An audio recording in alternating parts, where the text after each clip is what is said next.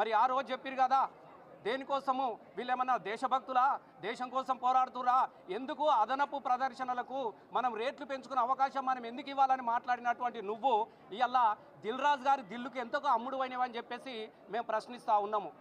ఇలా regular shows అంటే కేవలం 4 షోలు ఉంటుంది. Morning matinee, first show, second show ఉంటుంది.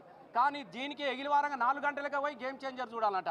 మరి ఆ గేమ్ చేంజర్కు నిన్నేం గేమ్ చేంజర్ చేసిండో ఇలా చెప్పాల్సినటువంటి అవసరం ఉన్నది. మబ్బుల 4 గంటలకు లేచి ఇక తెలంగాణలోకి ఏం పనిపాట లేదు, ఇలా నిర్మాత మాట్లాడుతూ ఉంటాడు. అయ్యా దిల్ రాజు గారు మేము ఒకటే అడుగుతా ఉన్నాం, మేము మొదటి నుంచి కూడా చెప్తా ఉన్నాం, తెలంగాణ ఉద్యమంలో నుంచి కూడా చెప్తా ఉన్నాము, నీ మనిషి రాజు మాత్రమే ఇక్కడ ఉంటాడు, దిల్లు ఎప్పుడూ ఆంధ్ర దిక్కే ఉంటుందని మేము మొదటి నుంచి కూడా చెప్తూనే ఉన్నాం.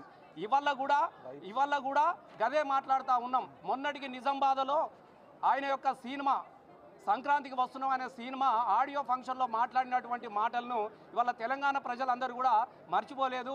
తెలంగాణ ప్రజలంటే కేవలము మటన్ ముక్కకు కళ్ళును మాత్రమే ఆదరిస్తారు, అవిటికి మాత్రమే ఊపినిస్తారు, కానీ సినిమాలకు ఇవ్వరని చెప్పినాడు.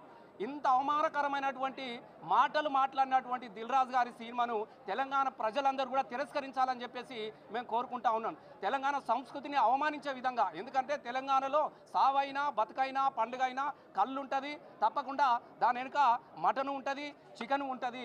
ఇలా ఆఖరికి నువ్వు తీసిన బలగంలో కూడా ఆత్మ శాంతించాలంటే కళ్ళు పెట్టి మటన్ ముక్క పెడితే అక్కడ నల్లిబొక్క కోసమే ఒక సినిమా తీసుకొని మరి నల్లిబొక్క మీద, కళ్ళు మీద, తెలంగాణ ప్రజల సంస్కృతి మీద, ఆత్మల మీద, ఆప్యాయతల మీద తీసినటువంటి సినిమాకు నిన్ను ఎంత గొప్పగా ఆదరించిరో నువ్వు మర్చిపోయినటువంటి, కృతజ్ఞత లేనటువంటి వ్యక్తిగా మేము చూస్తూ ఉన్నాం.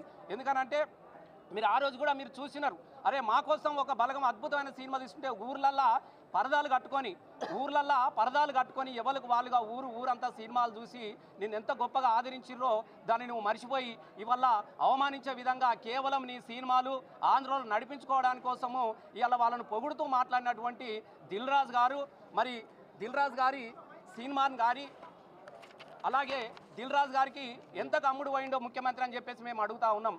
మరి మిగతా 2 షోలు మరి నీ బెనిఫిట్ కోసమో ప్రదర్శిస్తున్నారా అని చెప్పేసి ఇలా తెలంగాణ ప్రజలు కూడా అందరూ అనుమాన పడతా ఉన్నారు. కాబట్టి కనీసము మాట మీద నిలబడ్డటువంటి వ్యక్తి ఇలా ఎవ్వరు ప్రశ్నించినా కూడా, ఎవ్వరు అడిగినా కూడా ఏదో ఒక దానిలో ఇరికియడము, కేసులు పెట్టేదాని మీద ఉన్నటువంటి శ్రద్ధ, 6 గ్యారంటీలు అమలు చేసే దాని మీద పెట్టినటువంటి శ్రద్ధ కేవలం ప్రశ్నించే వాళ్ళ మీదనే పెడుతూ ఇలా తెలంగాణను ఒక అయోమయానికి గురి చేస్తూ తెలంగాణను ఆగం చేస్తున్నటువంటి ముఖ్యమంత్రి వైఖరిని మనం అందరం కూడా ఖండిద్దాం. ఖచ్చితంగా తెలంగాణ ప్రజలకు మాట మీద నిలబడలేనటువంటి ముఖ్యమంత్రి గారి మాటను మనం అందరం కూడా తిరస్కరించాలి.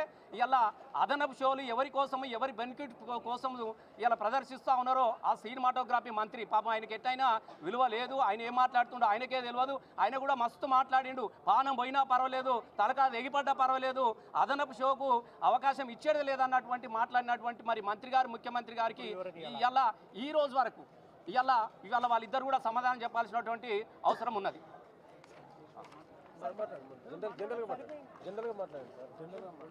జనరల్ చేస్తూ మాట్లాడండి, కనెక్ట్ చేయండి, అన్ని కరెక్ట్ చేసి మాట్లాడండి. రేవంత్